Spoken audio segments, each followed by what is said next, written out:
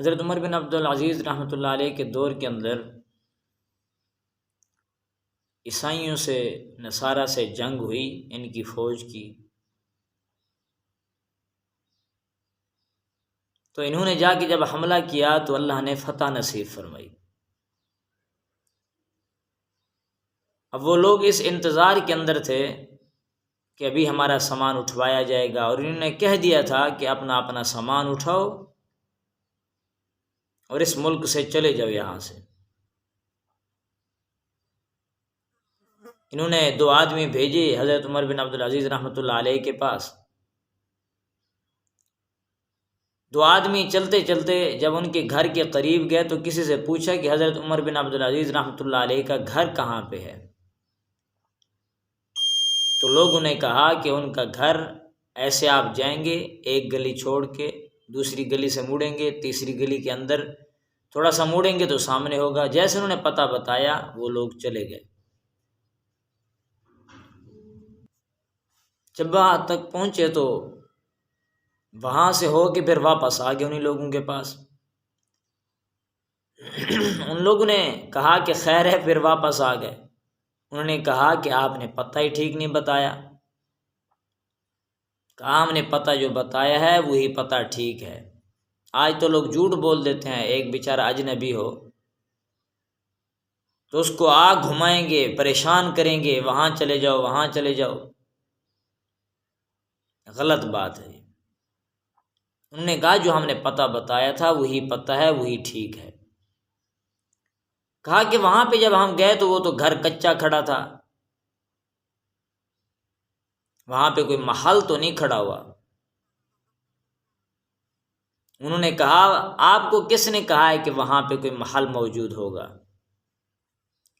بلکہ ان کی وہی سادہ سی جگہ ہے، سادہ سا گھر ہے، کچا گھر ہے، گارے کی لپائی ہے. وہ تو ایسے ہی رہتے ہیں، جو حلال کمائی ہے ان کی بس وہی خرچ کرتے ہیں. اللہ والے ہیں، تقوی والے ہیں، وہی گھر ہے، آپ واپس جائیں. جب واپس گئے تو جا کے ان سے ملاقات ہوئی. ملاقات کے بعد ان سے وہی شکایت کی. کہا حضور صلی اللہ علیہ وسلم کا فرمان ہے کہ پہلے جا کے دعوت دو، اگر نہ مانے تو پھر ان سے کہو کہ جزیہ دو، اگر جزیہ ٹیکس نہیں دیتے تو پھر ان پہ حملہ کرنا چاہیے. انہوں نے تو آ کے فوراً ہی ہم پہ حملہ کر دیا ہے. تو یہ اچھی بات نہیں. انہوں نے کہا اچھا کاغذ لیا اور لکھ دیتا ہوں. کاغذ لیا ہے، فوراً لکھ دیا، اور اس کاغذ پہ یہی لکھا تھا کہ آپ ان کو تنگ نہ کریں، ان کو چھوڑ دیں، واپس آ جائیں.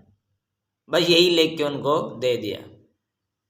اب یہ اپنے بڑوں کے پاس گئے. انہوں نے کہا وہ تو ایسے ہی لکھ دیا، انہوں نے سادگی سے، پتہ نہیں وہ مانتے نہیں مانتے. کہا جا کے دکھاؤ تو صحیح. تو جا کے دکھایا کہ واپس آ جاؤ سب کچھ چھوڑ چھاڑ کے. حالانکہ حملہ شدہ ہے، قبضہ شدہ ہے، سب کچھ آ چکا تھا، لیکن ایک حضور کی نافرمانی کی وجہ سے، اس ارشاد کی نافرمانی کی وجہ سے فرمایا کہ نہیں واپس آ جاؤ، جنگ کی شرائط پوری نہیں ہے. تو کہا جا کے ان کے امیر کو بتاؤ، بڑے کو بتاؤ. انہوں نے جا کے بتایا، وہ کاغذ دکھایا، دستخط دکھائے.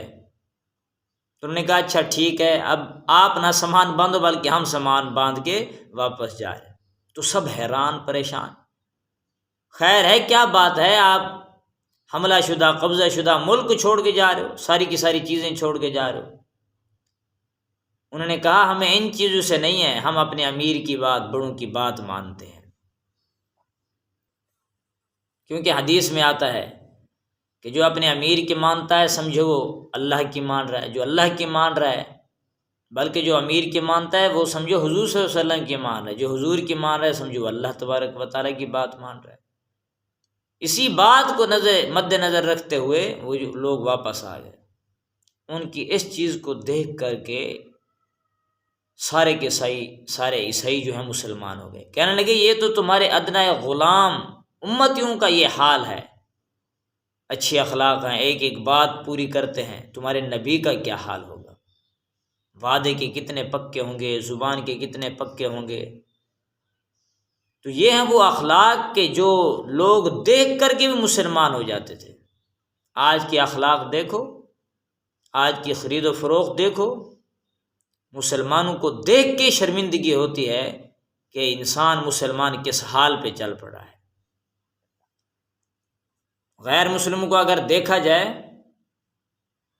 تو وہ لوگ سچائی پہ، وعدے کے پکے ہونے پہ، امانت داری کا بڑا خیال کرتے ہیں اور ان کو دنیا کا فائدہ ہو رہا ہے، حالانکہ ثواب سمجھ کے وہ لوگ نہیں کرتے، ان کو اس میں فائدہ نظر آتا ہے۔ جو حضور صلی اللہ علیہ وسلم کے فرمان ہیں سب پہ وہ عمل کرتے ہیں، امانت داری ہے، سچائی ہے، وعدے کی جو ہے اس کی حفاظت ہے۔ تو کہنے کا مقصد یہ، آج مسلمانوں نے چھوڑ دیا، یہ ذلیل و خوار ہونے پہ لگے ہیں، اور کفار نے ان چیزوں کو اپنا لیا اور وہ کامیابی پہ لگے ہوئے ہیں۔ تو انسان کو چاہیے کہ اپنے نبی کے طریقوں پہ چلے، سنت کے مطابق ہر کام کرے گا، انشاءاللہ یہ کامیاب ہوگا۔ اللہ سبحانہ ہمیں عمل کی توفیق نصیب فرمائے۔ وآخر دعوانا الحمدللہ۔